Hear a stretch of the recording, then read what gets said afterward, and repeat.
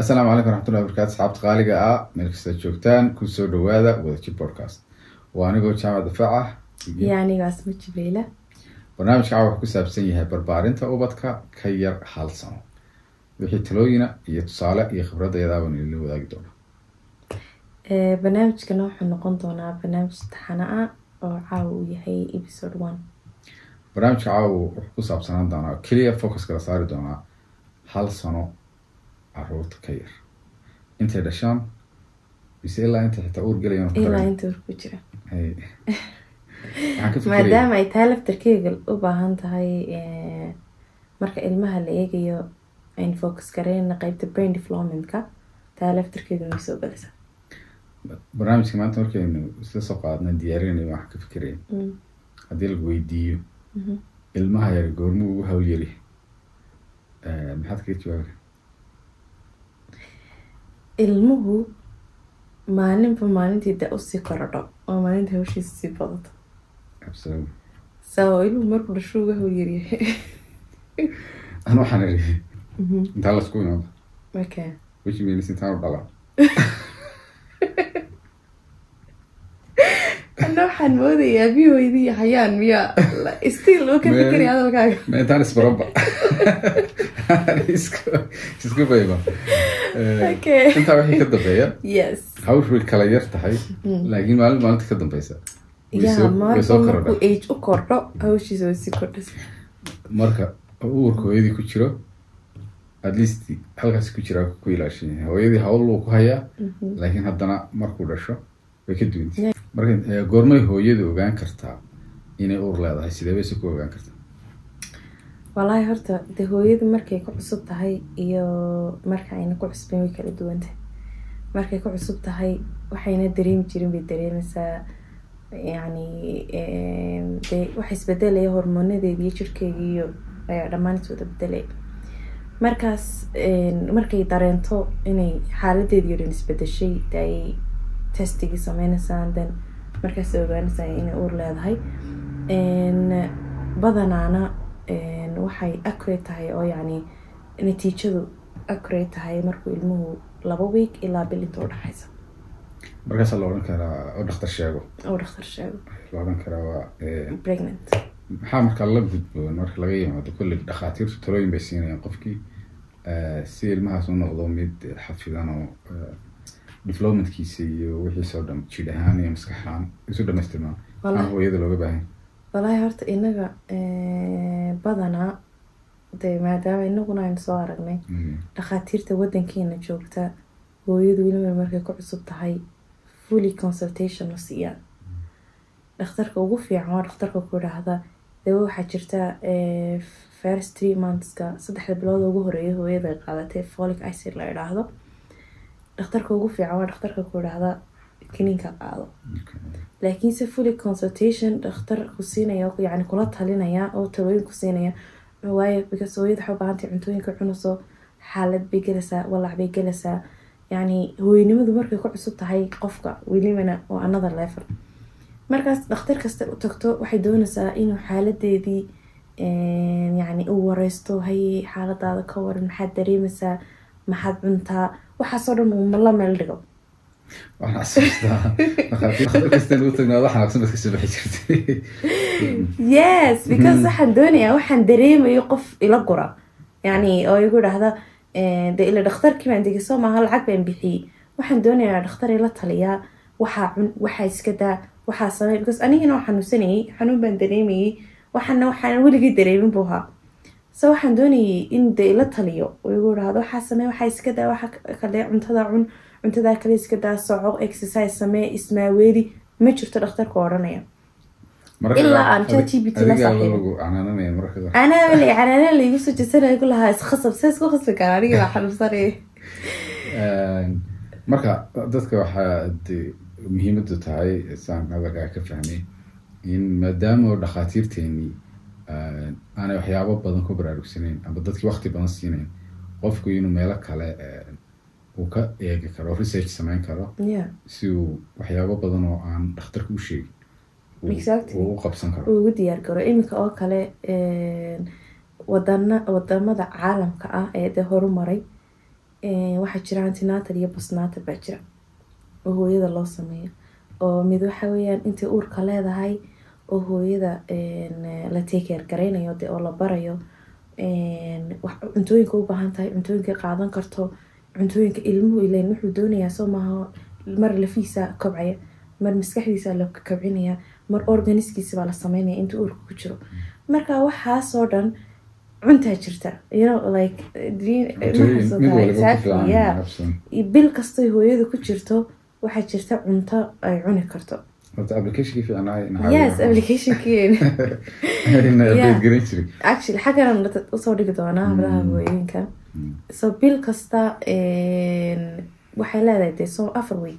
week kasta cuntada cuni karto ee kugu haboon yani ilmuhu stageka ku jiro kaa caawinaysa baa jirta. marka inaga mushkiladu waxa weeyaan aan kaga faa'iideysanaya maanta barnaamijkan dhakhaatiirta wadankeena joogta maadaama ayna dadkii financially ugu turayn inay yani waxooga daacad ugu noqdaan oo at least yani waji furan qofkan isagii baa tiisi u taagla ayaa at least inaad waji furan u tusto wixii kalaaba dambeeyaan laakiin si aad waji furan u tusto waji furan kusoo dhaweyso aad la taliso cuntooyinkiisa kala taliso waxaan aqoon daro kama aha dhakhaatiirta laakiin si waqti bayna siinay exactly qofkii waqti bayna siinay qofkan lacagta aad ka qaadaysaa waxa weeyaan waqtigaagii oo iibisay so wayna daacad u noqotaa oo qofkan waqti siisaa oo la talisaa wallahi even research ki maalinteedan sameeyay study ki maalinteedan sameeyay ee ku saabsanaa hooyooyinka naas nuujinta sameeya يعني non exclusive breastfeeding hooyooyinka 6 bilood ee ugu horeeya ilmahooda siiya other than breast milk yani other than caanaha naaska waxyaabaha ugu badan ee ku jiray yani waxa kamid ahaa qaybta healthcare accesska waxa yaraa postnatalka hooyadu markay umusho ma helayn wax talooyin totally ma helayn kaliya markaad umusho ما داش مع فضلتها عرضها كهم absolutely qaybtaas waxaanu dhiirigelinaa wadii akhriso wasaaradda caafimaadka iyo dhakhaatiirta la badiyo waan hooyooyinka cusub iyo kuwa kale laga soo qaadin waxaana garanayaan laakiin guidelines loo sameeyo I think way sameeyaan wasaaradda caafimaadka inkasta aan coverage-keed ma la badnayn buugaag baan arkay iluu flip charts baa leedahay. Okay, did we get it? wax buuga ma helnayno xanaanooyinka yani baro xanaanooyinka qaar xanaanooyinka waa effects boqolkiiba boqol xanaanooyinka ka fiican dhakhaatiirta absolutely marka xanaanooyinka waxaan leenahay aad ba mahadsantiin xanaanooyinka boqolkiiba boqol iyagoo lacagna aan shaqaba isku lahayn oo de almost waa free iyaga hadana boqolkiiba boqol dhakhaatiirta ka fiican meeshan caawin badan ka helana waa iyaga absolutely inta inaan uurka xaaladda uurka bixin maxaad kaloo ku dar lahayd xagga talooyinka dumarka uurka from 1 to 9 okay waxaan ku dari lahaa horta ilmuhu waxa la yiraahdaa markuu jiro 4 bilood iyo 50 it was like that 50 no sheekadii difficult سدد بلادية صدر 10 sheekadii difficult bilaaway saan u dhageysani markuu yani ilmuhu 4 bilood jiray 20 ya sheekadii difficult bay soo dhaxday markuu ilmuhu 4 bilood iyo 20 jira ayaa wuxuu bilaabaa dhaqdhaqaaqa soo markuu ilmuhu dhaqdhaqaaqa bilaabo waa inay hooyaduna ay ilmihii la sheekaysataa la hadashaa yani xaafadda uga sheekaysaa family environment-ka ku jirto oo maqlayaa family environment-ka uga sheekaysaa intaasoo walaalaaba ayaan la dhashay intaasoo habaryaraad leedahay intaasoo idaad leedahay yani xaafadda ay bartaa daywan waa inay horta bartaa guriga ay ku nool yihiin inta qofay ku joogaan maalinta labaad ayeeyooyinkii habaryarooyinkii eedooyinkii markay family-ga barto and then haddana waa inay bilowdaa wixii kale dheeraadka externalka ahaa yani ilmaha maskaxdiisa ay korinaysaa ay uga sheekaysaa isagii iyo hooyadii aabihiisa ku kulmeen waxaasoo dhan yani ilmahaaga waa inaad la sheekaysataa dad badan baa ila yaabi dooneen laakiinse it's true story ilmaha waa inay hooyadu la sheekaysataa marka dambe wuxuu bilaabaya ilmihii inuu kick sameeyo yani soo laago waa inaad u respond garaysaa waa inaad adiguna marwalba saa u dharbaaxdaa I'm here ma jooga ma ooyayo markanuu ilmuhu soo laaglaagayo hooyada caloosheeda wuxuu eegayaa yani inay hooyadii dareemso iyo inay hooyadii ka warhayso inay waxaasoo dhan marka waa inaad response samaysaa wallahi de yani maha waxaan kusoo koobi karno kuma soo koobi karno it's a long story interesting weeyaan marka waxaan odhan lahaa hooyo kastaba maadaama ayn xagga ka liidano maalintaad hooyo u diyaar garoodo waa inaad wax walba baadhaa everything yani iminka nolosha sidii maa wax kasta waxaad ka helaysaa mobilkan aad gacantaada ku haysato marka waa inaad step by step xaaladaadoo la soconaya aad wax kastana barataa adigoo eegaya ilmahaaga wuxuu u baahan yahay iyadoon xataa la dhalanba ilmihii dhalanba iminka qalab badan iyo teknolojiyadda isticmaali kartaa ayaga oo isaguna kaa anfici kara xagga soomaaliya ku weydiinaysa soomaaliga kugu soo qoraya halka markii hore google-ku english ugu badnaa waxyaabaha ku jira soomaali carabi english waadna iska hubinaysaa iska feerfeeganaysaa hooyadood ku dheeraatay maasha allah anu tabigyada saday bilaabmaan non-stop aabahuna door buu ku leeyahay doorka aabaha especially markii hooyada uurka leedahay weliba doorka ugu muhiimsan oo ah inuu hooyadii ilaaliyo environmentigii caafimaad ahaan wax kastood u baahan tahayba in lala garab taagnaado hadday doonayso inay meel caafimaad tagto cuntooyinkii isku dheelitiran supportkii kale mentally iyo emotional weliba de marka dadku isku cusub yihiin hooyaduna cusub tahay way kasii dhibaato badan tahay marka inamada iyo dhallinyarada waxaa lahayd dulqaad badan baa markaasoo kale leedi ka baahan yahay xaaladaha hore ee uurka walaca waxaasoo dhan qofkii xaaladiiso dhan ba isbedelaysaa daqiiqad buu dareemayaa marka waa inaad dulqaad dheeraada muujisid iyo waxyaabo badan oo hormoniskaa keenayaan oo qofkii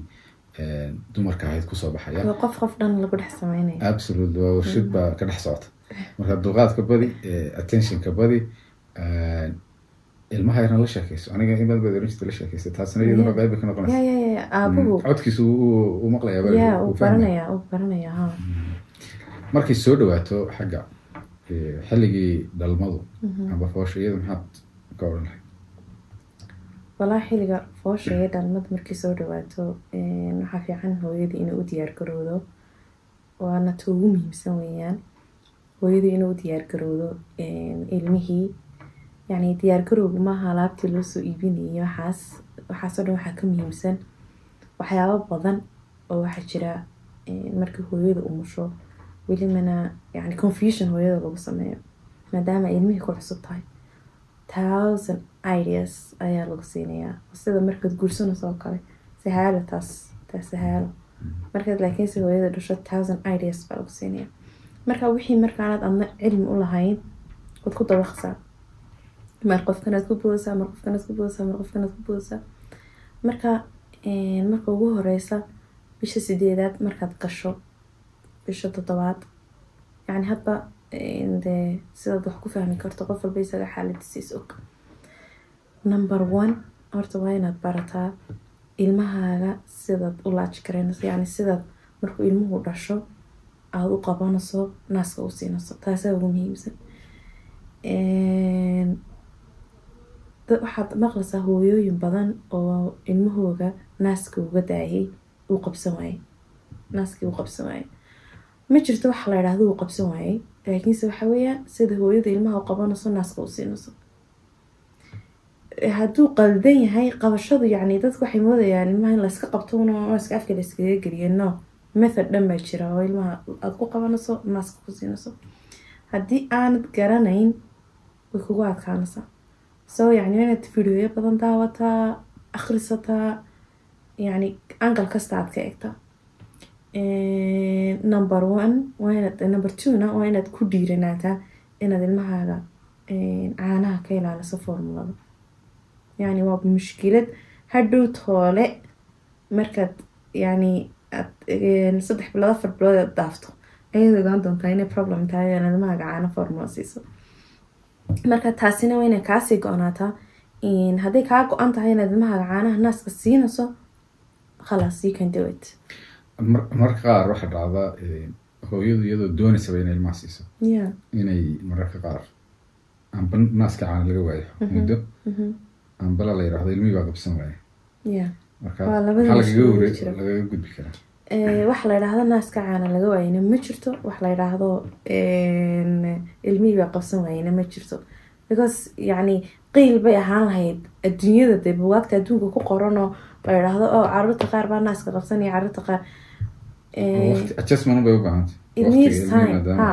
ilmihii number one horta waxaa jira ways baa jira ilmuhu ay hooyada caanaha naaskeyga ay ku stimulate garayn karto, yacni ilaahay jirkeena siduu u sameeyey waa cajiib. wax kasta waxbaa cariya, yacni jirkeena meel kastoo kamida waxbaa stimulate gareeya soo maha. caanaha naaska hormones baa stimulate gareeya, hormoneskaasi sidee ayay ku stimulate garaynayaan productionkii caanaha. hooyada number one marka ilmaheega ay sidaa u musho loo keeno horta first hourska waa ina marka ugu horeyso caanaha dambarka siisa colostronka. markay caanaha dambarka siinayso ay siiso kadib ayaa la odhanaya ilmihii dee caanihii naaska kuma filnee amba hooyadii qaliin bay gashay all that. marka ugu horeyso horta way yar tahay, like it was 2% studygan sameynay 2% hooyooyinka u sameeya maxaa la yidhaahdaa waxaa jira way la method la yidhaahdo skin to skin. hooyadii inay laabteedii qaawiso ilmihii dharkii ka saarto, hooyada laabteediio qaawan iyo ilmaha laabtiis jirkiisiyo qaawan ay laabta geliso ay waxoogaa ku dayso calal aqal 10 minutes markuu dhasho. so methodkaas ilmuhu wuu baahan yahay maalin kasta 2 to 3 times inay hooyadu sameyso. kadalik aabuhu maalintii calal aqal inuu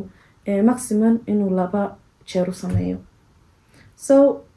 waxay sameynaysaa horta number one ilmihii iyo hooyadii xidhiidh baa ka dhaxaynaya, bonding bay sameynaysaa. bondingkaa markay sameyso kadib hooyadiina way degaysaa oo yacni waxaa ka degayaa xaaladii ay soo martay, fooshii ay soo martay, wixii oo dhan waxay dareemaysaa calmness bay dareemaysaa, way degaysaa. ilmihiina uu degayaa.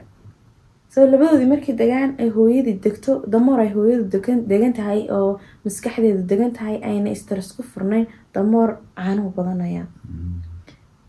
kadib ayay caanihii productionkii soo baxaya. waxa kale u jira ilmaha naaska jaqsiinta, soomaalida waxay dhahaan godla miyay dhahaan godol okaas. ilmuhu markaad mar walba aada naaska jaqsiiso maskaxdeynii waxay diyaarinaysaa, yani waxaa la odhanayaa oo caanihii naaska way maran yihiin, yani naaska wuu maran yahay, markaaba caanaa la sameynaya ayaa lagu soo shubaya. markaas yani 1000 ways baa jira, cuntooyin baa jira hooyada cunto. marka waxaasoo dhan waxaa ka horeeya first weeka ida hooyadiina hooyanimada ku cusub tahay ayna cunto cuni karayn, laga yaabaa hooyooyinka qaar la qalay. waxaasoo dhan weyga aad sameyn karta kugu fudud waxa weeyaan skin to skinkaas iyo inaad biyo badan cabto. waayo biyo badan dee qofna lama odhanayo biyaha cabin, biyo badan inaad cabto, skin to skinkaas sameyso. naaskana mar walba ilmaha rafkiisa aanad ka saarin, ilmuhu mar walba jaqo. 3 step haddaad sameyso ma jirto wax la yidhaahdo caanihii naaska kuma filan. revolution marka waxa weeyaan caqabadaha yaryar ee hore ee soo baxa waa laga gudbi karaa, laakiin yuu ku niyad jabinayn. marka inta badan waxaan arkaa wax dhici karta in la yiraahdo ilmihii yara uu gaajoonay musigi karaya intaas, laakiin musigi 24 hours maybe uu sii karaya. markaaba waxa laga horkeenay ilmihii baa gaajoonaya, formulada la siiyo. formuladana wallahi waa mushkilad weeyaan, waa mushkilad yacni noloshaada ku daba soconaysa. haddaynu qodobka xaggaa kaga baxno maxaa kaloo ilmaha yari marka u baahan yahay marka laga gudbo stagekii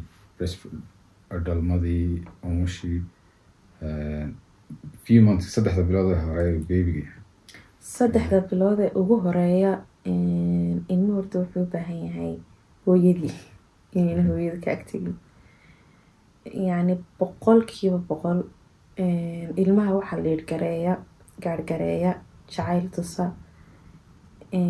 daqiiqadaanu ka maarmin oo hooyada. no matter what ilmahagaa ka tegi, mar walba ag joog, mar walba waxaa lagu odhanaya ilmaha dhabta ha barin, wuxuu baranayaa meel ka tegi kari maysid. no, miskiinka yarnaqan wuu kuu baahan yahay, he needs you. يعني aad buu ugu baahan yahay hooyada ugu dugsanayaa meel dugsan buu kasoo baxay uu ku jiray uu ku dugsanayaa uu ku baahan yahay so marka ugu horeysa horta ilmuhu marka bisha ugu horeysa uu gaadho dee caanihii naaska aad siinayso hooyadii inay isdejisaa horta fiican number 1 hooyanimadu qofku markuu ku cusub yahay inta hore way adag tahay laakiinse ilmahaaga dartii waa inaad yani isku dejisaa because hooyadu hadday stressor tahay ilma ma naas nuujin karto because markay stressor tahay ilmihina stressor buu la noqonaya wala yani muurkiisu isla bedelaya marka intaad isku dayi karto quraan dhegeysan karto adkaar akhrisan karto isku day yani inaad adu isdejiso happy noqotid waxaana xaggan aabayaasha waa inay hooyadu markay ku cusub tahay aabayaasho keliya tamaha xataa familiga aabuhu horta waa number 1 laakiinse familiga walaalaha hooyooyinka qofku waa inay garab istaagaan hooyadu markay hooyanimada ku cusub tahay laga caawiyaa habeenkii laga soo jeedaa shiftiyada laga galaa oo daad hooyaduna waa inay intii karaankeyga isku daydaa inay isdejiso si ilmaheedu happy u noqdo markayn taa ka imaano bisha koowaad waxaa jira dee ilmihii steps buu maraya number 1 waa inaad dee qoorti adkaataa and then haddana ilmuhu bilaaway isrogitaanka xagga cuntada inteeba la siinaya maxaa la siinayaa saacadaha la siinayo markuu sidaa u dhasho okay horta marka ugu horeysa aan sii wado ilmihii horta waa in bisha koowaad marka uu dhamaato ilmihii yar adkaado so ilmihii wuxuu u baahan yahay in beerka loo dhigo markuu bil gaadho 2 to 5 minutes so marka ugu horeysa maalinta ugu horeysa 30 seconds and then 40 and then saasad ugu wadasa ilaa iyo intii yani ilmuhu ka adkaanaya la qabsanayo so bil kastaaba waxay leedahay minutes iyo dee aad u qabanaysa ilmaha yar marka taasina ilmaha waxay ka caawinaysaa inay qoorta adkaato ilmaha hadday mar qoorta adkaatana stepka ugu horeeya ee ilmaha masariskiisa amba murqihiisa lagu adkeeyo inaad massage u sameyso ilmaha massages baa jira youtube aad ka helaysaan ilmaha inaad massage u sameyso mar walba maalintii hal mar subag iyo saliid ba lagu duugaya subag iyo saliid iyo xalba subag iyo saliid laguma duugayo laakiin sida olive oil amba coconut oil hadba ilmahaagu dee wuxuu allergy ku yahay waxaanu allergy ku lahayn ba inaad kala ogaataa taa laftirkeeda waxa ugu muhiimsan guriga ilmaha yar ku nool yahay unsi cadarkii laga daayo sidii hore tradition dhanarka ahayd waxaa jirtay in dharka ilmaha oo yar oo dhan unsi lagu shido no unsi muleedkii kiumash ilmuhu qiiqsuu ku xamilaya ilmo yar qiiq lagu shiday sanbabadiisina xamilayaan totally haa ma xamilayaan cadarka iyo unsiga iyo waxaas ilmaha lagala fogaado dee unsigu horta khasab gurigu dee unsigaan iska garanana uu soo gaadhaya guriga meel walba markaas cadarkana dadka guriga la degan inayna qolka ilmaha yar dee ku jiraan iskaga buufin markay banaanka usii baxayaan isku shubaan so yani there is 1000 steps halkan kuma soo koobi karo haye dhinaca aabaha okay adaa lagu soo galay aniga la soo galay dee abuwa markhaatiinta soo gal waa diyaar stanby buu ku jiraa shaqadana dee dhinaciisa ku haya inuu hooyada caawiyo marka ilmihii dhasho oo ah weliba umusha kadib in hooyada ay stressing noqoto sometimes maxaa postpartum depression marka hooyadu inay xaggaaga ka deganaato aan adiga lagu eersan oo aad wixii aad ku caawin karto comfort ah aad ku caawisid inaad ilmaha la haysid habeenkii la soo jeedid oo aanay ku keliyeysan aad dareento de support iyo taageero inay ka haysato sababtoo caruurta markay yaryar yihiin aad bay shaqo badan ugu baahan yihiin laga yaabo hooyada habeenkii dhan soo jeedo hadee naas nuujinayso iyo haddii kaleba oo 2 saacadoodba mar wax la siinayo marka shiftiga galanka hadda beri shaqo tegayso ka hore gal ilaa 12 kaba gal intaa waa la iska soo jeedaa waa you can do it maalintii oo kale markaad guri joogtid inaad ka qabatid ilmihii oo aad ilmuhu isaguna u baahan hooyadiina u baahantay aduguna u baahantay ilmahaaga dee inaad la isku xirantaan oo waqti la qaadatin inaad connected ku noqotid marka aabayaashana waxaan leenahay waxa ugu muhiimsan ee aad waqti ku qaadan kartaa waa inaad ilmahaaga yar waqti la qaadatid taasaa isagana anfacaysa adiguna aad dareemaysa dee inaad aaba tahay oo dee aad mas-uuliyaddaadii kasoo baxday aabanimadu de sidii beryihii hore oo kale maaha un in afka un aaba intan laga noqdo ma garanaysaa hadhowna la kala garan waayo carruurta magacyadooda aad yahay way dareemi karnaa iminka waxay u baahan tahay shaqo badan waxay u baahan tahay waqti badan in lala qaato carruurtii xataa de waqtigii maaha ninka dadkii yani generationadeeni de carruurtu iska kori jireen iminka waxaa haysta iminka waqtiga isbedelay dee mobilamay jirin isha lagu korinaya iminka mobilamay jirin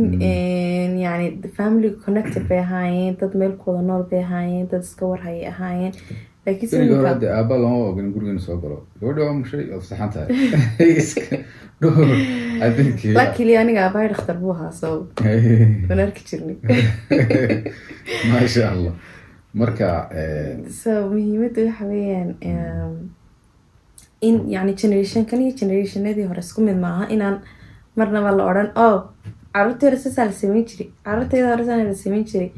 adduunku isbedel iminka adduunku sidii maaha so ilmuhu hooyadii iyo aabahaba wuu u baahan yahay especially waxaa idhahdaan yani research maalin dhaweed la sameynayay I think was at the end of 2024 aakhirkii 2024ka waxaa la yidhi ilmaha aabihii ag jooga yani aabihii hooyadii ku dhex karo dee aabihii ka qayb qaadanayo doorkii aabanimo iyo ilmaha anu aabihii la joogin way kala maskax badan yihiin so yani aabuhu saas oo dhan buu muhiim ugu yahay ilmihiisa absolutely ilmaha koritaankiisa kalsoonidiisa maskaxdiisa iyo fariidnimadiisa waxay ku xidhan tahay aabihii hooyadii wada jooga wanaag iyo de qurux ku wada jooga guri degan oo deegaan degan oo jacayl ah inuu ku noolaado marka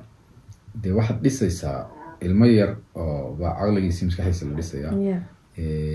wuxuu u baahan yahay waxaas oo dhan marka aabayaashu inay mas-uuliyad badan iska saaraan ama hubaa inay iska saaraan oo aanay odhanuun anugu waan soo shaqeynayaa gurigii maadaama soo shaqeynay mas-uul ahay wixii kale oo dhan shaqo kuma lihi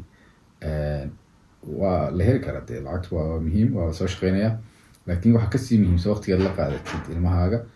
iyo korintiisa iyo maskaxdiisa iyo ilaalintiisa waxaa kaloo la yidhi ilmahaaga waxa ugu weyn ee aad u qaban kartaa waa inaad hooyadii jeclaatid aad jeclay tustid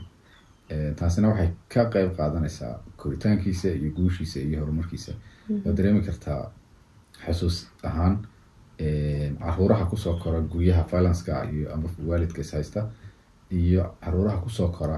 guryaha degan ee jacaylku ka jiro aada bay u kala duwan yihiin oo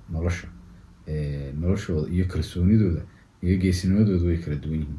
waxaa laga yaabaa qofka guri violence kusoo koro inaanu kalsooni badan haysan qof aabihii ka maqan yahay inuu dareemayo noloshiisii inay wax ka maqnaayeen qof hooyadii oo kale violence ahayd inay marka waxaan oo dham way ku maqan yihiin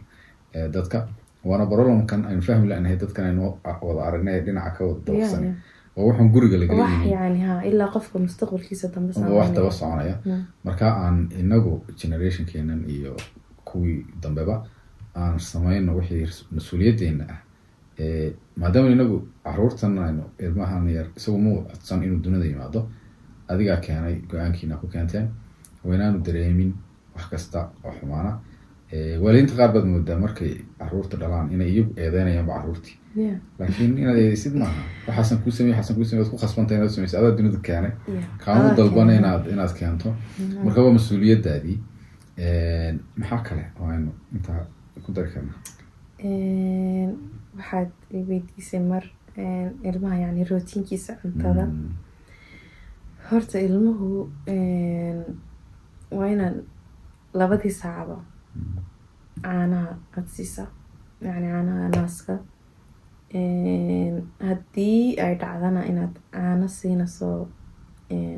formula ah isagana kadaalik waa inaad 2 saacadood labadii saacadood buu marsiisaa. laakiinse caanaha naaska waxaa jira problem ilmihii aan waqti badan naaskii jaqayn. 5 bir buu jaqayaa wuu iska dhigayaa 5 bir kadib haddana yani waqti waxaa loogu talagalay ilmuhu inuu naaska markuu jaqayo halkii naasba inuu 20 bir jaqo and then haddana 10 bir hooyada nasato haddana naaskii kale 20 bir siiso. So maxay noqonaysaa 40 bir. ugu yaraan waa in 15 bir mid jaqa 15 kalena mid jaqa ugu yaraan. markaas ilmihii dee calooshiisa u buuxsanto intaasba calooshiisa ay ku buuxsanaysaa ay gaajada ka biinaysaa kadibna 2 saacadood oo kale gaab u dhaxaynaya. markaas ma suurta gasho horta ilmihii mustahil inuu si xiriir oo jaqa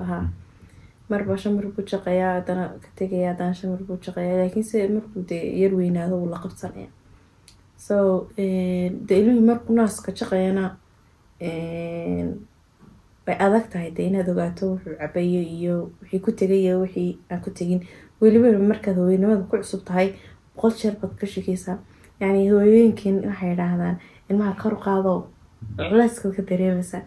wala yaa jira awal وهذا maxay isbedeli wax isbedelaan ma waarkeeyay laakiin marka dambe wad baranaysaa adiga baa khabar noqonaya oo ka coonaya uu daragsan yahay wax ka dareemaysaa culayska ilmihiisa culayska ilmaha yar ka dareemaysaa. marka adu macal waqt wad la qabsanaysaa wad baranaysaa laakiinse waxa muhiim ah inaad each session yani laba mar walba naaska siinaysaa laba saacadood inaad dhexaysiiso. welimana caanaha formulada hadii ay dhacdo hada 1% kuma talinay laakiinse hadii ay dhacdo waa inaad khasab inaad 2 saacadood dhexaysiisaa. waxaana ugu muhiimsan ilmaha inaad ka daaciso mar walba caano siiso. wataan ku diin wixii igu yaabka badnaa mana igu cusbaa. yes anu wax bay soo qaaneen caruurta daaqaan moogti laakiin xagga daacadaas igu cusbaa. hooyan ku yidhi oo lagama daacan jirin ku hawday ciyaar hablaha yar naga yar ay tirwaanada weyn oo laga taxishay khasab because ilmihii demisaga comfortable dareemay ma seexan karayo. haddana ku formulada iyo ku naasku xagga daacadda ku gudbay mar walba ilmihii inaad ka daaciso weeyaan laakiin haddana caanaha naasku way ka khafiifsan yihiin caanaha formulada maogta way ka khafiifsan yihiin kuwan laakiin waa caano culus weeyaan. that's why ilmuhu hadii aad ka daacin weydo ay mar walba ugu imaadaan baa gelaysa ilmihii calooshaada birasaha ma seexanayo maanta dhan ilmihii ooyaya oo diiqadoonaya. so daacadaas waa muhiim. waqti bay kugu qaadanaysaa mararka qaar weliba habeenkii marka la hurdada ku haysa ugu daranta. very interesting weeyaan. waxaan rajeynayaa qolyihii singleka qudhida inaad note ka qaadanaysaan hablo iyo wiilba. waa muhiim inaad sii barato before you become a mom. mid kalena idiin sheegaya oo qisha before you become a mom. haddaad isku cusubtiin oo imika isguursateen inaad waalid noqotaan markaba waa noloshiinii wax badan bay ka bedelaysa oo waa wax aad noloshiinu bedelaya. waqtigiinu isbedeli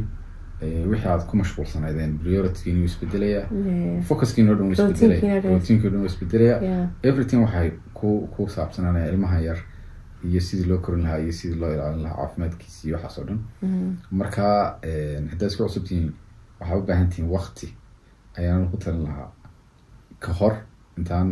ilmuhu dhalan inaad waqtigeeda heshaan inaad safar wada gashaan oo soo wada dalxistaan markay isguursataan ugu yaraan hal weegna ha ahaato dalka gudihiisa xitaa meeshaad jeceshahay. horta 2 qof oo isguursado aan safar wada bixin iyagoo intaan caruur dhalin wax weyn baa ka maqan. hadday noqoto next city magaalada idinku xigta berbera tag muqdisho tag boosaaso tag meel dalxiis tag iska nafisa dalka dibadiisa haddaad doontaa tagi macnaha waa experience aad wada qaadanaysaan maadaama inta la wada sheekeysanaya inta badan dee waqti lama wada helo maadaama labadiinaba meesha qariib ku tihiin aad meel soo marmartaan israacdaan waxaa la yidhi marka xitaa isbarashadii bay qeyb weyn ka qaadanaysa. waxaa la yidhi jidin ma la cuntay oo jid ma la martay isbarashadii bay qeyb ka noqonaysa. marka please haddaa awoodaan safar wada gala wiigiya 2 maqnaada soo noqda waqti iska qaata markaa kadib caruurtii waxaa laga fikiro because waqti isma helaysaan markay isguursataan way isma helaysaan laakiin marka ilma dhasho de because ilma yar baa in la socda it's not gonna be the same marka intaa yar naqish yar qaato maxaad kale ku dar nolosha sidii maaha wallaahi de anuu haddii mawduucyada la furo ma aamuso moogtaa so maadaama waana sababta aynu uga dhignay taxane weeyaan aan la dhamayn karin xagga cuntada markaan ku noqdo waxaa jira maadaama aan arrimahan hadda ka hadlooda aragtay waxaan arkay hooyooyin badan oo iweydiinaya caanaha formuladii intii ooli karaan oo caanaha waa necbayso meel kastoo yacni problem kaga iman karo waxaan doonaya inaan la sheekaro caanaha formuladii horta room temperature-ka amba qolka waxay ooli karaan maximum 1 saacadood marka la qoosho maximum 1 saac bay ooli karaan laakiin se intaa wixii ka badan ilmaha ma siin kartid weli inuu markuu aad u yar yahay waa very sensitive weeyaan hooyo waxaa jira caanaha ilmaha yar usii diyaariya oo ka oranaya ilmaha caanaha waan usii diyaariyaa si markuu ooyo baan afka ugu geliyo no markuu ilmuhu ooyo oohinta horta ilmuhu waa hadal ilmaha waa hadalkiisii dhegeyso baro horta ilmaha damoor aad ilmahaaga dhegeysato u fiirsato damoor aad baranayso ilmaha waa inaad dhegeysataa waa inaad u fiirsataa waa inaad waqtigu seexanaya aad eegtaa waqtigaas u seexdaa maanta waqtiga isbedelaya haddana berina weegan wuxuu seexanayaa waqti isku mida weega dambe haddana wuu isbedelaya waxaad arkaysaa in saacad kasoo kooday amba saacad ku korodhay waa inaad la socotaa so horta muhiim waxa ah in ilmihii aad u fiirsato step kasta uu qaadayo caanahan formuladan aan dib ugu soo noqdo room temperature-ka waxay ooli karaan 1 hour haddii aad fridge gelin karto fridge waad gelin kartaa ilaa 4 saacadood waa caadi caanaha naaskana hooyooyinka lisa ilaa 24 saacadood fridge way ku jiri karaan iyagu so haddaba pointkan u socdaa waxa weeyaan hooyooyinka waxay ka cawdaan يعني ilmihiiba dee caanihian u diyaar ahayn ayuu ooyaya marka waxaad samayn kartaa dee ilmihii biyo faxiibaa kulul soo maha biyaha waxaad ku shubanaysaa botalkii haddii imika oo kale uu cabo 2 number kole mar intuu yaryahay 1 number 2 number buu caba first 1 to 2 monthska 1 number markaad ku shubto 1 number sii qaboojiso amba 1 number oo dee biyaha aad u sameynayso ugu qaboojinaya baashi jawcad biyo qaboob ku jira jawcadeeni biyo qaboob ku jira salka ugu riday salka ugu riday kadib ilmihii markuu soo kaco halkii nambare kale kululaad ku darsa marka caanihi waa faradiiris caanaha formulada biyihiyo kulul laguma shubo biyaho yacni kulul xoogu kulul haddii aad caanaha ku shubto bubbles bay sameynayaan yacni air baa galaysa tan waana sababta ilmaha looga daaciyaa waxa weeyaan oo tadaacada keenaysa ilmaha gaasta iyo waxaas oo dhan keenaysa caanihi kulul marka lagu shubo biyihi kulul marka lagu shubo caanihii formulada ah markaaba bubbles bay keenayaan de sanna looma raxo iminka yani I think taas in aad walba taqaano caanaha lama raxo laakiin se waa inaad wareejisaa wax fiican leeyahay soo qaato okay يا عنا ساس إن هذا رح ضمها بيها مركب عنا كشبطة وإن سا وريجسا ها so عانيها فرديرسا عاد كشبطة عاني فورمولا ده and then أتسوي وريجسا كتبنا the almost عاني وكو فرديرس مركب بيقبل كده حريدو مركبة 5 minutes بيكو قادن سايني إنه عاني ودي أرجروبان لكن عانها فورمولا ده أكو دقيقنا قدرك يسوون مهمة كذا تحقق طلع الذي ilmahu ay iyaduna muhiim tahay waxay baahan tahay in loo eego marka horeysa talaalka koowaad oo markuu dhasho dhakhtarka laga soo siyaafaya kadibna card baa lagu siinayaa cardkaas markaa ay ku qoran yihiin talaal dhaaf aad mar walba ku dhiiranaata inaad talaalkii waqtigiisii siiso absolutely 6 bilood ilmo marka soo gaaro maxaa iska bedelaa والله 6 bilood horta markuu guursada ilmihii wuxuu baranayaa gurgu waxaan jeedaa isroogitaankii and then fadhigii so 6 bilood waa ilmo fadhiyo weeyaan fadhigii soo bartay horta hooyooyinkan waxaan u sheegayaa ilmuhu stage kasta uu marayo waa inaad adigu ku caawisaa. ilmuhu markuu qoortiisa yani la adkeynayo timeka waa inaad u sameysaa. haddana wuxuu gaarayaa, wuxuu baranayaa sida wax loo qabqabsado ayuu baranayaa. waa inaad adigu bartaa. maxaa la yidhaahdaa, ilmihii waa inaad habeenkii maalintii kala bartaa, oo maalintii meel iftiina aad seexisaa, habeenkiina meel dee madow laakiinse iftiin yaroo dee aad ilmihii ku arkasa xaaladiisa kala soconaysa aad u shidaa toosh oo kale. taasina waxay kaa caawinaysaa ilmuhu 3 bilood markuu gaadho bisha 4aad uu gelayo, waa xilliga loo sameeyo sleeping schedule, yani waqtigu seexanayo xilligaad baraysa habeenkii. waxay kugu qaadanaysaa wiigag, cala laqal 2 wiig bay kugu qaadanaysaa. laakiinse ilmahaaga waa in subaxii markuu soo kaco adiga isku set garaynaya, yani adigoon ilmihii khasbayn, laakiinse oo dee falowgiis yani sidii isagu dee xaaladiisa ay u socoto u raacaya. waa inaad haddana schedule aad u sameysaa, oo aad u sameysaa time aad ku xisaabtamayso ad oranayso xilligaasuu babygeyga yar seexdaaye ana waxaa qabsanaya. so marka laga imaado subaxii naabiska amba dee hurdada yare uu seexanayo, habeenkii ayaa ugu muhiimsan oo hooyooyinkuna ka cawdaan. so ilmihii markuu 3 bilood gaadho wixii ka dambeeya waa waqtigii aad habeenkii hurdo fiican seexan lahayd. marka waa in hooyadu train gareysaa ilmaha yar xilliguu seexanayo, amba 6 seexi amba 7 seexi. 7 wixii ka dambeeya waa waalmi, laakiinse ugu dambeyn ilmihii waa inaad 7 seexisaad ku train gareysaa. kadib isrogrogitaankii iyo waxaasoo dhan hooyadu waa inay ilmaha bartaa, way ka caawisaa. yani stage kasta oo ilmahaagu marayo wuxuu u baahan yahay inaad xakamayso maaha, waa inaad ku dhiirigelisaa, aad u adkeysaa. fadhigii inaad ka caawisaa. waxaa lagu odhanaya ilmaha yar dhabarka inamada lama fadhiisiyo, dhabarka wax noqonaya. no waayaad ilmaha yani aada u diidaysaa. ilmuhu hadduu rabo inuu fadhiisto ka caawi, soo fadhiisi, wax ku qabo, yani wax kasta samayn karta. qodob kale muhiimka waxaa isaguna dadku opening ku kala duwan yihiin. ilmuhu markuu ooyo mararka qaar dadka qaar oohinta ku daayaan, iyo in ilmaha mar walba lagu odhanayaa weliba ina madaxa lagu odhanayaa daa ha ooyaan. marka taasina I think ilmuhu oohintan dareemaya wuxuu u baahan yahay comfort, u baahan yahay gaajoon amba wuxuu u baahan yahay marka in la qaado la comfort gareeyo mar walba waa muhiim. aan laga daalin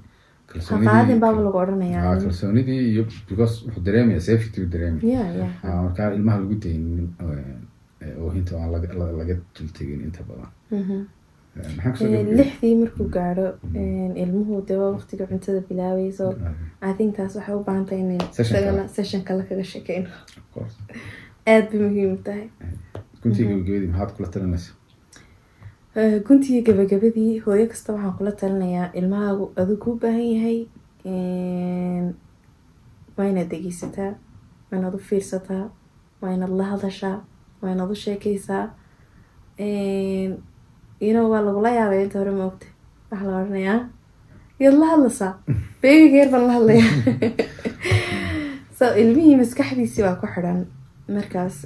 waa inaad waqti siisaa. hooyo faraxsan ayaana ilmo faraxsan korisaa. intaad isku dayi karto inaad faraxsanaato, deganaato, waa inaad isku daydaa. adigoo ilaahay isku xidhayan, hada qof ilaahay ku xidhan waxba kama maqnaa. qof quraan akhrisanaya, ilaahay ku xidhan, salaadiisa tukanaya,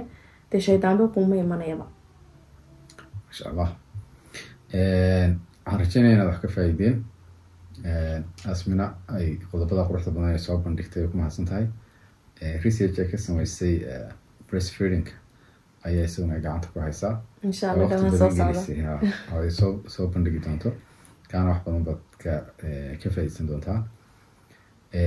dhammaantiin aad baad mahadsantihiin. kulankan iyo kulan dambe intaan isugu iman doono. wasalaamu calaykum waraxmatullahi wabarakaatu.